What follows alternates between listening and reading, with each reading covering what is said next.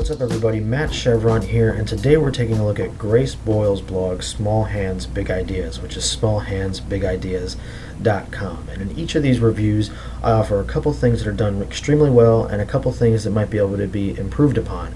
And before I do each review, I reach out to the blogger and I ask them what's the one thing you'd most like to improve about your blog. And with Grace, it doesn't have to do with content, it has to do with the overall visual, aesthetic design, and from a technical standpoint, as she just switched from Blogspot to WordPress, there's some things that she'd like to improve, and maybe some plugins and things like that. So first of all, two things that Grace does really well on her blog. One, it's very easy to navigate. She's got her navigation links here, content here, sidebar here. You know, everything is exactly where you would expect it to be, so it's very easy to get around. The other thing is it's very personal. When you come to her blog, there's a picture of her here. Her about page is very well done. It highlights, what the blog's about, what she does, a little bit about her life, again with a picture. And as from a reading standpoint, we really want to be able to put a face behind what we're reading. So Grace is really good at showing who she is and why you should really care about her and what she's writing.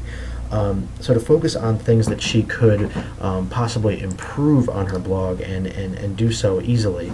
With the sidebar, I think it could use a little cleaning up. If you run through here, you see that she's got her RSS subscription information, a picture, social media, popular posts, some other stuff, the legit search, and then she's got her blog roll, RSS again, more social media, and then recent posts are all the way down here, archives and disclaimer. The disclaimer can probably go on the about page. It's just kind of taking up space here. Recent posts I would put near the top, and then some of the social media stuff can probably be cut out because it's a little excessive. The second thing is RSS subscribers. If you go down here and take a look, you see that Grace only has 55 subscribers, which is pretty shocking to me, very shocking to me. So if you're not already subscribed to her blog, go do it right now because she's got some great stuff. But I think that the reason it might be so low is because it's not obvious what you do to subscribe, and you really want to make that as clear as possible to your readers. So my advice to Grace and to everybody else would be to add a large RSS subscription button here, and also give your readers a way to subscribe via email and to do so easily. If you go to my blog, you'll see that there's a call to action right here, top right. You click this, it takes you to the FeedBurner RSS. You type in your email here, and it will sign you up for email subscription. So it's very obvious and very clear what to do. And that's huge from a reader standpoint. We want to know exactly where to go to subscribe. We don't want to have to look around for it. So the last thing is the design of the blog. I think she's overall does a good job with the design. It's very simple, and less is more usually when it comes to design. One thing is a header image. I think she could really make this stand out a lot more if she did a little bit from the header standpoint. If you go to my blog, it's nothing fancy, it's just some text, but it's a cool font and it makes it stand out a little more.